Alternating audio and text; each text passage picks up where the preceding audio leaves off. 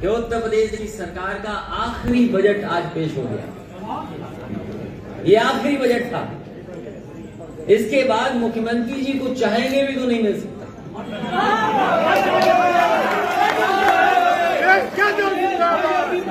क्योंकि जो कुछ सोचा था, जो कुछ उन्होंने जनता में फैलाया था, बताया था, अब वो सब का समाप्त हो गया, कुछ बचा नहीं उनके पास।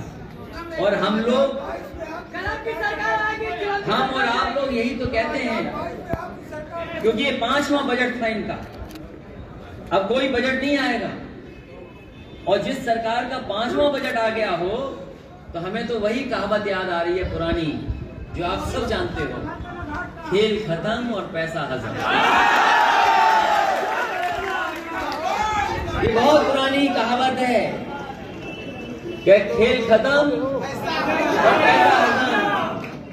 और कैसे हजम किया है भारतीय जनता पार्टी ने पैसा, अंबानी को दे दिया था, वो हम और आप लोग समझ नहीं पा रहे, हम और आप नहीं समझ पा रहे। और जिस तरह के कानून लाए जा रहे हैं, हमें तो उम्मीद थी और पूरे उत्तर प्रदेश की जनता को उम्मीद थी इस बात की कि ये जो बजट आएगा इसमें कहीं न कहीं गरीब के लिए, किसान के लिए राहत पहुंचेगी।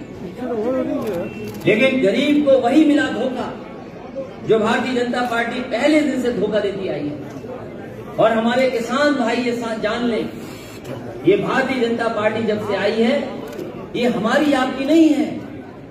भारतीय जनता पार्टी हमारे आपके लिए फैसला नहीं ले रही, ये केवल फैसला ले रही उद्योगपतियों के लिए। ये तो 2-4 नाम है जो हम और आप जानते हैं, लेकिन न जाने कितने छुपे हुए ऐसे नाम हैं जिनको सीधा सीधा लाभ पहुंचाया जा रहा है।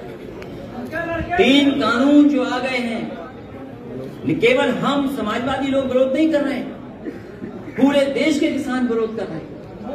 और हम तो भारतीय जनता पार्टी से जानना चाहते हैं, जो कानून अगर किसान के लिए आप लाए हो और अगर किसान उन कानून को नहीं चाहते हैं तो क्या जबरदस्ती है कि उनके ऊपर ऐसे कानून थोपे जाए। और अगर हम पॉलिटिकल लोग उन बातों को उठाएं, कानूनों को, तो कहते हैं ये लोग राजनीति कर रहे हैं इसमें। मैं उन भारतीय जनता पार्टी के लोगों से कहना चाहता हूं, ये जितने समाजवादी हैं यहाँ पर, ये सब किसान हैं, सब पे खेती है। कोई ऐसा हो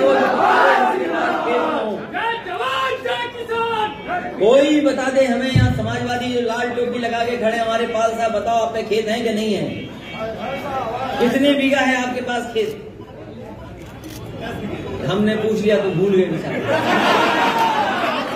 लेकिन ये जितने समाजवादी हैं, अब मुझे नहीं पता कि तुम पे खेती है कि नहीं है, लेकिन जितने खड़े सब पर खेती है। ये सब किसान हैं, समाजवादी तो हैं ही हैं, लेकिन ये सब किसान हैं, ये जानते हैं कि इनकी फसल का किसी को MSP नहीं मिला है। ये धान अगर इन्होंने बेचा होगा, बताओ धान कितने रुपए में खरीद गया? 900 रुपए, 1100 रुपए, 1200 तो बहुत मुश्किल से मिला। मुझे नहीं पता कि यहाँ पर मक्का होती है कि नहीं होती है। बताओ मक्के की MSP क्या थी और कितना मिल गया किसान को? सोचो, धान की कीमत नहीं दे पाए। अभी सरसों खड़ी है खेतों में लोगों के, बताओ सरसों पे MSP है, कितने किसानों को मिलेगी? और याद रखना साथियों, हम और आप नहीं जानेंगे, धान की फसल आगे चली गई, हमें आपको MSP नहीं मिली, लेकिन अखबारों में उद्योगपति का बासमती राइस अपने आप विज्ञापन के रूप में आ गया, विज्ञापन के रूप में आ गया।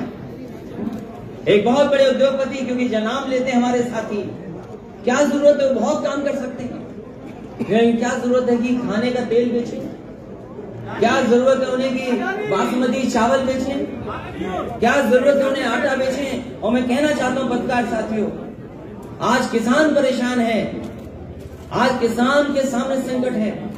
यही किसान जब जमीन पर पैदा करेगा, गेहूं, सरसों और चीजें पैदा करेगा, जब आप बाजार में खरीदोगे तो न जाने कितनी कीमत में आपको खरीदना पड़ जाएगा।